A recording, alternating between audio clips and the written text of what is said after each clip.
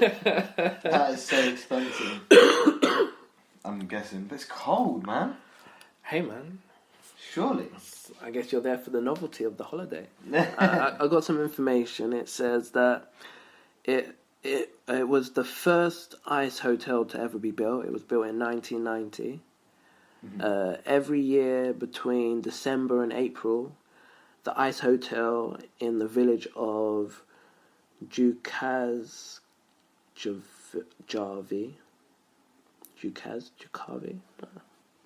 is open. It's about 17 kilometers from... I got this straight from Wikipedia. I'm just reading this whole thing. It's about 17 kilometers from Karuna in Sweden. And I said that already. And it has 80 rooms and suites available. Wow. In addition to the entrance hall, the hotel has a chapel and an ice bar named... Well, it has to have an ice bar. Yeah, it's an ice hotel, you know. we have a warm fire bar. Oh, it's an interesting twist. I like what you're doing. Oh wait, what's that sound? Is this a fire bar? You say? But we're in an ice hotel, and then slowly the ice hotel won't exist anymore. So that probably wouldn't. Is the reason why they don't have it. What if it gets hot though? What if they have a heat wave in Sweden? In Switzerland? Sweden, yes, Sweden. I don't have an answer for you. They must have a backup there.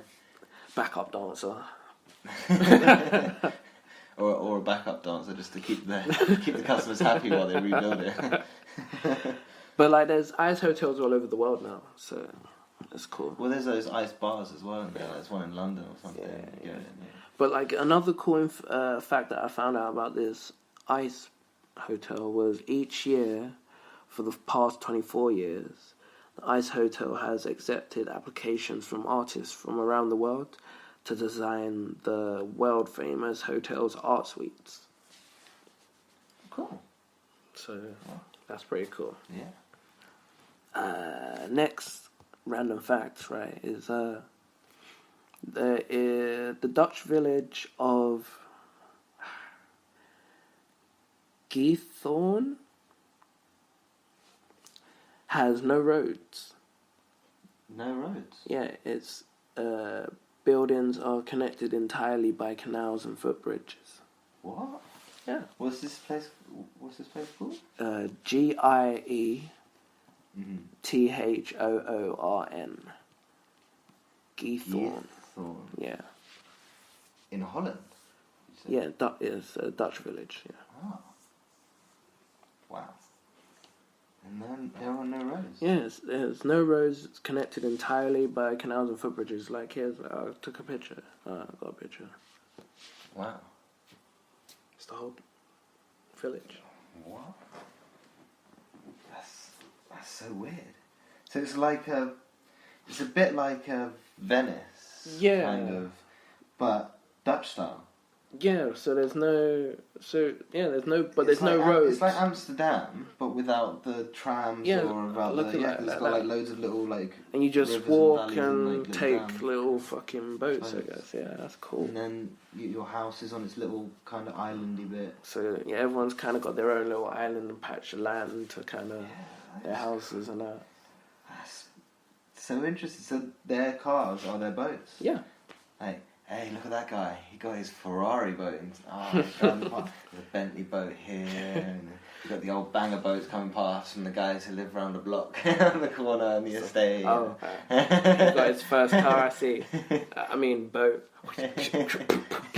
No, there's a learner boat ahead, man. We're going to be stuck in traffic for ages. Come on. One guy's got a motor. See, my man got the motor, yeah? Cool. Upgraded from the fucking canoe paddles and that. Cool. Have you seen all those canoe paddles just passing by? Everyone's waiting at a traffic light and just see them narrowly passing through everyone. Like those bikes do. Just pushing to the front. That's so weird. I would love to visit there one day just to see what it's place. like. But I'm just looking at this photo here. It does look like sometimes it could get pretty busy. It's like they look. busy, yeah. Are those like gondolas, like the things that you pedal? Or are they boats? No, they're just boats. Oh, so they're okay, shaped weird. They've got some odd shaped boats. Oh. But yeah, that's really interesting. I suppose if you've got somewhere that just relies on boats, you're gonna have some weird, different looking boats and stuff. But it looks so nice. Yeah. And some of the houses are still thatched and stuff, which is pretty cool. Yeah. I wonder what I assume everything's like that. It'd be like hotels, and they might have new builds, old builds, houses and stuff like that. That's cool.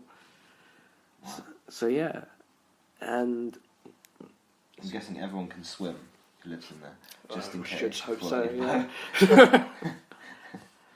And my last random fact is almost is the longest word in English, or in the English language, with all the letters in the alphabet in alphabetical order. It's the longest word in the English dictionary of all. It's the longest word in the English language with all the letters in alphabetical order. ALMOST. Wow. I never really thought about words that had letters in alphabetical order. No, I didn't think about it. Think about it. I was just like, nah, it can't be true. I got up the alphabet and I was like, A-L. Wow. Well, there you go. The world, the languages are crazy things, aren't they? Yeah, man. And that was the random facts. The random facts. You could use them in the office. You could use them in your school. You could use them at work. Don't be a fool, because you're going to look cool with the random facts from My Opinion Means Nothing show with my friend Max. No, it's Corey, though. Don't be a fool. You ain't got far to go. Bro, what do you really know? Nothing, because my opinion means nothing, bro. Oh, so now I'm finished. I just thought I'd let you go on you were on a wave, man. Yeah, man. Freestyles, bars and bars. Man's got bars for days. Like, you can't trap me in a cage. Oh, yeah. Think about that one. Bars for days, you can't trap me in a cage.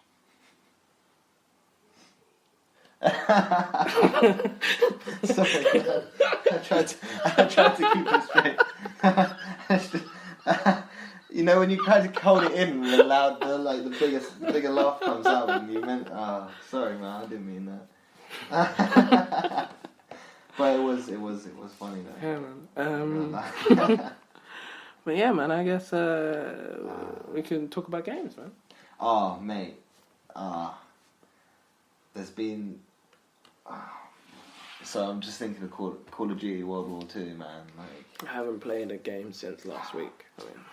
There's a bit when you go online. Yeah. And it's called War.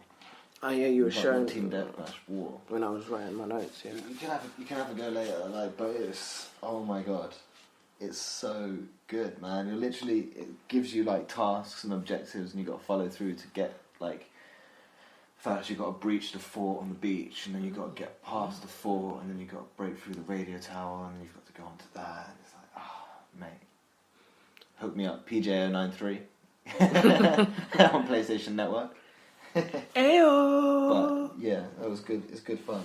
My kill to death today was amazing. There was a few games, man. I had 22 kills, 2 deaths or 3 deaths. Jeez.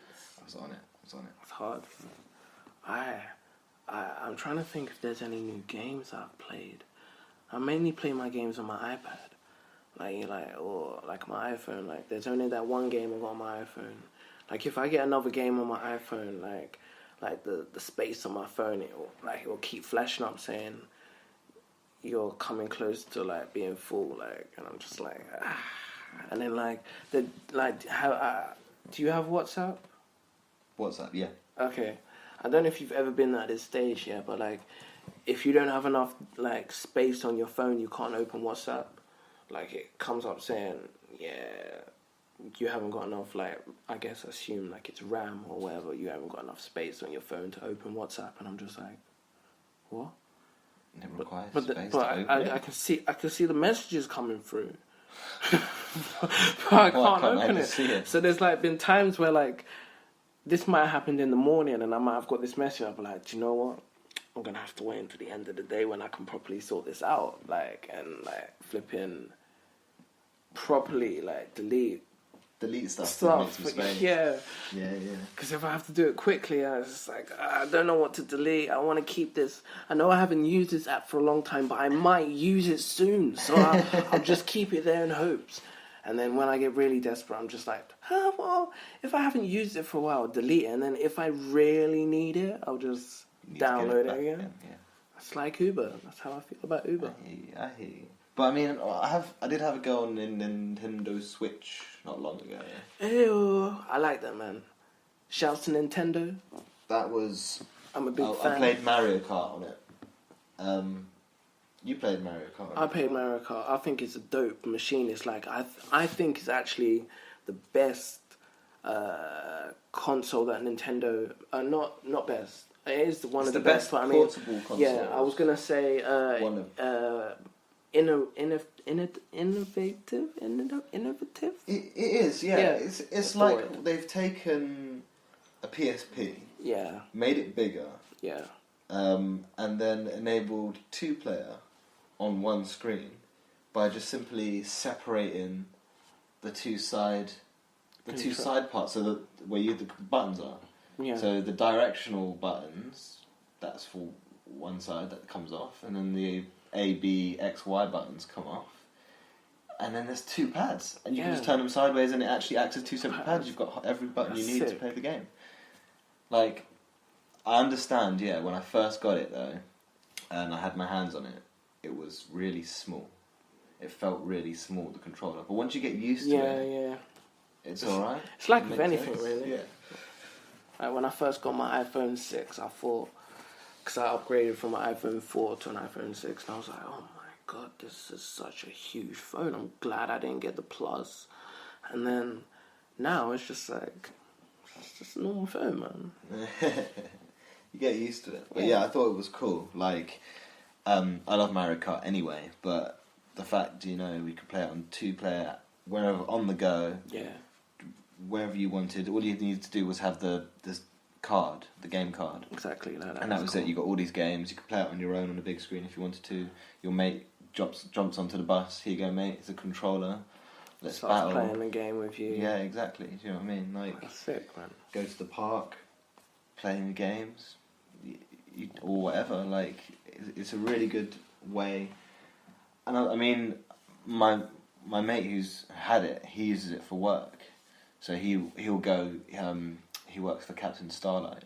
Oh. Big shout outs to Captain Starlight. They're a company that go out and work with patients from hospitals and things like that. Oh, that's I cool. think it's specifically children they work with, so like children's hospitals and things like that. But yeah, they go and play with them and stuff, and like teach them like skills, and give them like a mate who can just spend a couple of hours just playing compute games or colouring or whatever the kid wants to do, keeping them entertained. But yeah, he uses it for that, which as well I think is like, people are now realising that games are not just for people to sit down and kill some zombies. Yeah, it's and not stuff, just recreational. It's not, you can use it as a tool for learning. I think the way we're learning nowadays is changing a lot. And especially with the way how a lot of kids are kind of growing up with a controller in their hands. Like, it's, why not use what kind of kids are engaging with the most against them? Well, yeah, pretty much. It's like getting them to want to. Back in the day when you went. I don't know if anyone remembers. If you're the same kind of age as me and Corey, you probably will. Bite Size. Do you ever use Bite Size? BBC Bite Size. Yeah, I used that for GCSEs. Yeah. That worked though. Oh, fam, that was the one. The games were fun, but they they got you to really understand what was going on. And I think today as well, we're understanding that it's not just about the academic side of learning. Like, learning isn't just ABC. You've learned your ABCs now.